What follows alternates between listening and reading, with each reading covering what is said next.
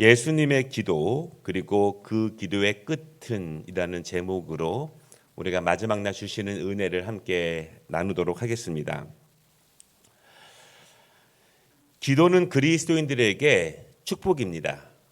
기도를 축복으로 받는 자에게 축복이 됩니다.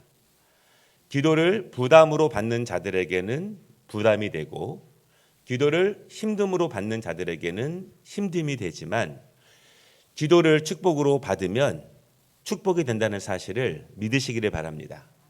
기도 안에 감추어진 보화가 있고 기도 안에 하늘의 문을 열 수 있는 지혜가 있고 기도 안에 세상을 이길 수 있는 영적 분별력과 성령님의 도우심의 담대함과 소망이 기도 안에 있습니다. 그러므로 기도 안에 축복이 있다는 것을 믿는 자들은 늘 기도를 사랑할 수밖에 없습니다.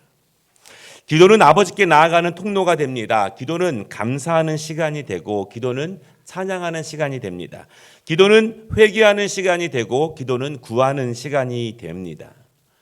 기도의 모든 것은 하나님과 관계된 시간이에요. 우리가 신앙생활하면서 하나님께 제일 집중하는 시간이 언제인가라고 생각해 본다면 그것은 바로 기도의 시간입니다. 하나님과 내가 1대1로 만나는 시간이에요. 그렇다면 우리는 기도를 소중히 여겨야 합니다. 기도를 통해서 하나님과의 교통을 통해서 영적이고 육적인 은혜를 경험하는 것이 우리의 신앙의 큰 유익이라는 사실을 우리가 믿는 것, 아는 것, 경험하는 것, 누리는 것이 얼마나 큰 복이 되겠습니까? 결국 나와 하나님과의 사이를 측정할 수 있는 것, 우리는 그것을 영성이라고 말합니다. 나와 하나님과의 관계를 말하는 것을 우리는 영적 깊이라고 말합니다. 기도의 깊이, 기도의 양, 기도의 능력, 그것이 결국 나의 영성의 깊이와 영성의 농도를 증명할 수 있는 은혜가 됩니다. 아들이시는 예수님도요, 자신에게 주어진 시간에 굉장히 상당히 많은 부분들을 하나님 앞에, 아버지 앞에 기도하는데 사용하시는 모습을 우리가 보았습니다. 우리는 기도합니다. 우리의 기도의 모범은 예수 그리스도가 우리의 기도의 모범이 됩니다. 주님께서 가르쳐 주신 기도를 통해서 우리는 주님의 이름으로 기도하는 것입니다. 그리고 우리의 믿음의 선진들이 기도한 모습이 우리의 본이 돼요. 믿음의 선배들이 하나님을 만났던 이야기들, 고난을 이기는 내용들, 능력을 경험하는 은혜들, 그리고 슬픔 가운데 소망을 얻었던 모든 삶의 과정, 믿음의 선배들의 기도의 모습을 통해서 우리가 배우게 됩니다. 그러므로 우리가 기도를 축복으로 받으며 기도 가운데 주의 축복을 이루면서 우리는 주님의 기도와 믿음의 선진들이 하나님께 나아갔던 기도를 잘 보고 배우는 것이 너무나 중요합니다. 그리고 우리도 그 안에서 기도의 은혜, 기도의 감격, 그리고 기도의 능력을 경험할 때 기도가 축복임을 믿을 수 있습니다. 오늘은 고난주간 새벽기도의 마지막 금요일 새벽을 맞이해서 오늘 본문의 기도 가운데서 예수님이 본을 보여주신 기도의 모습을 우리가 잘 보고 잘 본받기를 원합니다. 특별히 예수님의 사역 가운데 거의 마지막 공식적인 기도의 모습이기 때문에 그 기도의 모습이 우리에게 주는 의미가 남다릅니다. 우리가 주님의 제자된 입장에서 예수님께서 기도하시는 자세, 기도의 본질을 잘 배운다면 우리의 기도가 더욱더 주님을 닮아가며 또한 주의 은혜 가운데 거할 수 있는 기도가 될 줄을 믿습니다. 첫 번째, 예수님의 기도는 간절한 기도입니다. 간절하지 않은 기도가 있을까요? 한 신학자는 말하기를 간절함이 빠진 기도는 기도가 아니다. 그저 읊조림이다. 그저 한탄이다. 그렇게 이야기해요. 기도의 중심은 간절함입니다. 물론 간절함이 소리를 치고 눈물을 흘리고 부르짖는 기도가 간절한 기도의 모든 것은 아니에요. 그렇게 하는 기도가 간절한 기도일 수 있습니다. 그러나 모든 것이 그렇지 않을 수도 있어요. 그러나 간절한 기도에는요, 두 가지 요소가 있습니다. 첫 번째 요소는 간절한 기도는 아버지께만 집중하는 기도입니다. 오늘 39절 말씀을 보시면은요, 예수님의 모든 기도는 아버지께 집중되어 있습니다. 귀신을 쫓아낼 때에도, 하늘의 풍성한 은혜를 통해서 수많은 사람들을 먹일 때에도 하나님께만 집중되어 있습니다. 아버지의 뜻을 알고 드리는 기도예요. 아버지의 뜻에 순종하기 위한 기도입니다. 아버지의 뜻이 이루어지기를 원하는 기도예요. 하나님의 뜻이 하늘에서 이루어진 것처럼 그 뜻이 믿음의 종들을 통해서 이 땅에서도 이루어지기 원하시는 그 기도. 예수님의 기도의 중심은 자기 자신이 아니셨습니다. 아버지 나를 구원하시옵소서, 아버지 나에게 능력을 주시옵소서, 아버지 나를 보호해 주시옵소서, 그 기도는 아니었습니다. 예수님의 기도는 절대적으로 하나님의 뜻을 구하는 기도였고, 아버지의 뜻이 이 땅에서 나를 통해서 이루어지기를 집중하는 기도였습니다. 더 중요한 것은요, 나의 힘듦과 고통과 상관없이, 나의 상황과 나의 형편과 상관없이 아버지의 뜻이 이루어지기 위해서 내가 그 뜻에 온전히 순종하기를, 동시에 내 마음과 내 형편과 상관없이 하나님의 뜻이 이 땅에서 이루어지는데 내가 통로로 사용되기를 사모하는 기도가 예수님의 기도였습니다. 우리에게 기도의 본을 보여주신 예수님의 기도가 이런 기도였어요. 우리의 기도도 주님의 기도처럼 닮아가기를 주님의 이름으로 축복합니다. 나의 기도 가운데 나를 좀 내려놓기를 원합니다. 나의 기도 가운데 나를 좀 내려놓고 하나님께, 아버지께 집중하는 기도가 되기를 원합니다. 나를 향한 아버지의 뜻에 내가 순종할 수 있도록 아버지께서 나를 통해서 이루고자 하시는 것, 그 안에 내가 통로가 될 수 있도록 나의 삶, 나의 은사, 나의 섬김을 통해서 하나님이 영광 받으시도록 내가 그 영광을 위해서 사용되도록 기도하기를 원합니다. 나보다, 우리보다 아버지께 집중된 기도가 바로 예수님이 보여주신 기도의 모습이었습니다. 삶의 은혜는 영광 받으시는 하나님의 영광이, 삶의 은혜는 나를 통로로 인해서 영광 받으시는 하나님의 찬란한 영광의 빛이 우리의 삶의 구석구석 비칠 때 가능하다는 사실을 믿으시기를 바랍니다. 그러므로 우리의 기도는 먼저 아버지께 집중되어야 한다는 것입니다. 간절한 기도의 두 번째 특징은요, 모든 힘을 집중하는 기도입니다. 우리가 어제 누가복음 22장 말씀을 보았는데요, 그 43절에 예수님이 오늘 이 겟세마네 동산에서 기도하시는 모습이 이렇게 표현되었습니다. 예수께서 힘쓰고 애써서 더욱 간절히 기도하시니. 저는 이 기도를 성경에 나오는 어떤 기도의 표현에 대해서 가장 최상급의 육신적인 영적인 모습이다, 그렇게 말씀을 드렸어요. 오늘 39절 말씀을 보시면은요, 예수님이 기도하시는 모습이 있는데 땅에 얼굴을 대셨습니다. 그리고 엎드리셨습니다. 그리고 기도하시는 거예요. 간절히 기도하기 위해서는요, 힘을 모아야 합니다. 마음의 힘을 모아야 하고 또한 육신의 힘을 모아야 합니다. 몸을 자유롭게 두고, 몸을 편안하게 두고 간절한 기도는 사실 거의 불가능합니다. 몸을 움츠리고 무릎을 꿇고 몸의 모든 힘을 모아서 기도할 때 자세가 불편해요. 길들이지 않으면, 익숙하지 않으면 무엇인가 아픕니다. 삐그덕 소리가 납니다. 몸이 편하지 않아요. 그러나 중요한 것은 그 안에 우리의 마음과 육신의 모든 힘을 모을 수 있는 동력은 그 안에서 옵니다. 그러면 간절해져요. 육신이 아파서라도 우리의 기도는 간절해집니다. 예수님은 오늘 말씀에서 제자들과 함께 기도하기를 원하셨습니다. 3번이나 요청하셨습니다. 그러나 제자들은 잠을 이기지 못했습니다. 제자들도 힘든 내용들이 있고 삶이 고단했지요. 제자들도 기도해야 한다는 마음은 분명히 있었을 거예요. 그렇지만 기도해야 한다는 마음과 육신의 노곤함, 기도해야 한다는 마음과 육체적인 상황들, 기도해야 한다는 마음과 내가 처하고 있는 지금의 환경들, 기도해야 한다는 마음이 더 간절하지 않으면, 더 사모해지지 않으면, 더 중요해지지 않으면 기도해야 한다는 마음은 우리를 기도로 인도하지는 못합니다.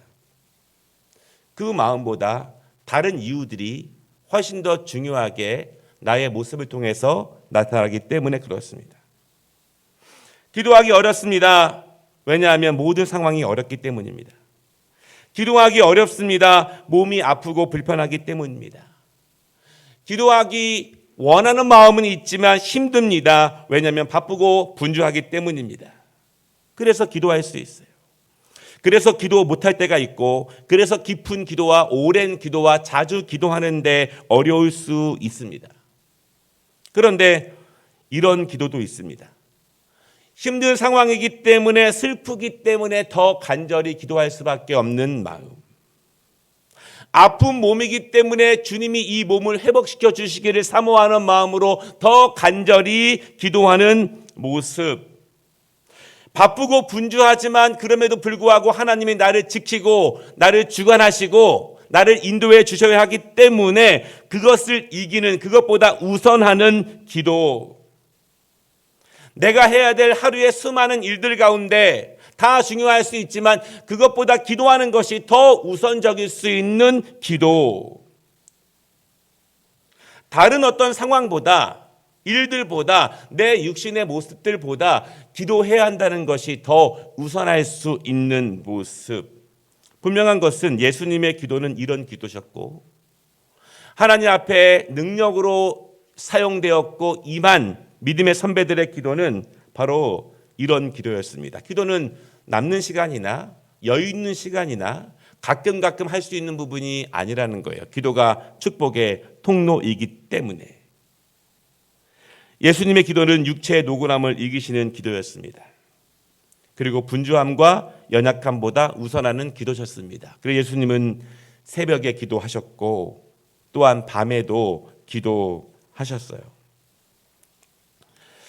오늘 말씀을 통해서 우리가 두 번째 볼 수 있는 예수님의 기도는 결국 내려놓음의 기도셨다는 것입니다. 기도는 결론이 중요합니다. 나는 나의 기도를 어떻게 마무리하는가? 내가 기도하면서 내가 자리에서 일어날 때 나는 어떤 시점에서 일어나는가? 내가 기도를 마칠 때 나는 무엇을 손에 들고 어떤 것을 마음에 품고 나는 기도를 마치고 일어나는가? 이것입니다. 예수님의 기도의 결론은 무엇인가? 간절하게 밤이 맞도록 땀방울이 핏방울이 되도록 간절히 기도하신 기도, 3번이나 연속해서 기도하신 그 기도의 결론은 무엇이었을까요? 우리는 우리의 기도 가운데 어떤 결론을 내고 있습니까? 우리가 결론이 있는 기도를 하고 있는가? 39절, 예수님의 결론은 나의 원대로 마옵시고 아버지의 원대로 하옵소서. 이것이 결론이었습니다. 나의 원대로 하지 마시고 아버지의 원대로 하옵소서. 예수님의 기도처럼 우리 기도의 거의 대부분은 나의 원과 하나님의 원이 충돌하는 기도가 될 것입니다. 하나님이 원하시는 것과 내가 원하는 것, 내가 이루기 원하는 것과 하나님이 이루기 원하는 것, 각각의 목소리가 따로따로 향하는 기도예요. 각각의 목소리가 충돌합니다. 소리를 냅니다. 사실 우리의 기도는 예수님의 기도처럼 이런 기도예요. 각각의 목소리를 따로따로 내는 기도. 올라가는 기도와 내려오는 기도가 서로 다르고 서로 충돌하는 그런 기도의 모습들. 그런 상황 가운데 우리는 어떤 결론을 내고 있는가? 나의 기도는 어떤 결론을 내는데 익숙한가? 나의 원함과 하나님의 원함이 충돌할 때, 내가 올라가는 것과 내려오는 것이 다를 때 우리는 어떻게 결론을 내는 것에 익숙해져 있는가 하는 것입니다. 나의 원함과 하나님의 원함이 충돌할 때 어떤 분들은 하나님의 뜻을 받았다고 말을 하는데 결론이 이상해요. 열매가 이상해요. 하나님의 원함을 거의 배려하지 않는 결론도 굉장히 많습니다. 스스로 결론 삼은 기도도 굉장히 많다는 것입니다. 왜 그러냐면 하나님의 뜻으로 아버지의 원함으로 결론이 되는 기도는 거의 대부분 십자가로 향하게 됩니다. 하나님의 원함은 십자가예요. 헌신이고 믿음이고 섬김이고 내가 감당하라는 것입니다. 만약 하나님의 원함이 나에게 내려오는 기도가 축복이라면, 능력이라면, 잘됨이라면 모든 사람들의 기도의 결론은 하나님의 원함이 될 거예요. 모든 사람들은 기쁜 마음으로 마음을 열고 위에서부터 아래로 내려오는 그 뜻을 다 받아들일 수 있을 것입니다. 그러나 그렇지 못하는 이유는 우리가 깊이 기도하면 기도할수록 하나님의 원함은 항상 십자가로 향한다는 것을 우리가 잘 알기 때문에 그렇습니다. 예수님의 기도는 결국 자신의 원함을 내려놓는 것으로 마무리됩니다. 기나긴 밤의 기도, 피가 땀방울로 나오는 기도의 결론은 결국 아버지의 뜻으로 끝나요. 십자가로 결론 납니다. 예수님은 그 결론을 가지시고 기도를 마치셨어요. 기도의 마침, 기도의 일어섬, 그것은 내 뜻이 아니라 아버지의 뜻을 받들고 순종하고 그것이 이루어져야 한다는 믿음을 가지고 그 자리에서 일어나셨습니다. 그리고 제자들에게 편히 쉬라, 편안히 있으라 이렇게 말씀하세요. 하나님의 결론으로 기도가 끝나면 평안이 찾아와요. 두렵지만 힘듦이 있지만 평안이 우리에게 찾아옵니다. 나의 원함이 패하면, 하나님의 원함이 승리하면 성령님은 우리 마음에 평안을 주십니다. 그러나 반대로 내가 원하는 것이 승리하면, 내가 원하는 것으로 결론 삼고 일어나면 마음이 편하지 않아요. 불편함이 내내 있습니다. 영적인 막막함이 있어요. 내가 이겼다고 믿고 정신 승리하며 일어서지만 마음이 불편해요. 왜냐하면 분명한 것은 나의 원함 가운데에는 내가 있는 것이지 하나님이 함께 계신 것은 아니기 때문이에요.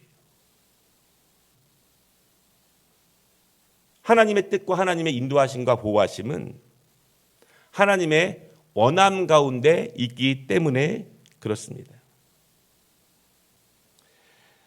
하나님의 뜻이 승리해야, 하나님의 원함이 결론돼야 내가 살 수 있습니다. 그것은 나를 통해서 일하시는 하나님의 영광이 나를 비춰주는 은혜가 됩니다.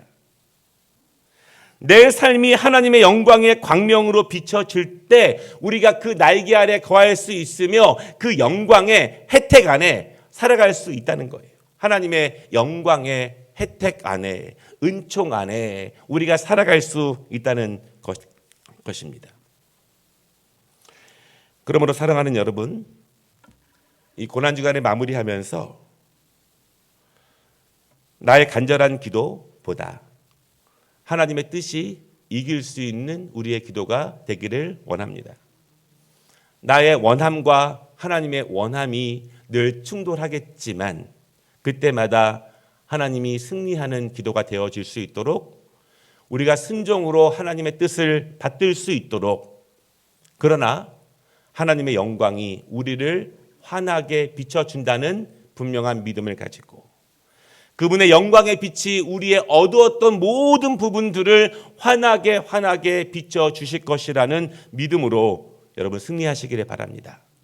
십자가는 주님의 순종을 통해서 이 땅의 모든 어두운 가운데 빛을 비춰주시는 은혜가 되었습니다. 오늘도 나의 받아들임을 통해서 하나님이 나를 빛의 도구로 사용해 주실 것을 분명히 믿습니다. 우리 함께 찬양하겠습니다.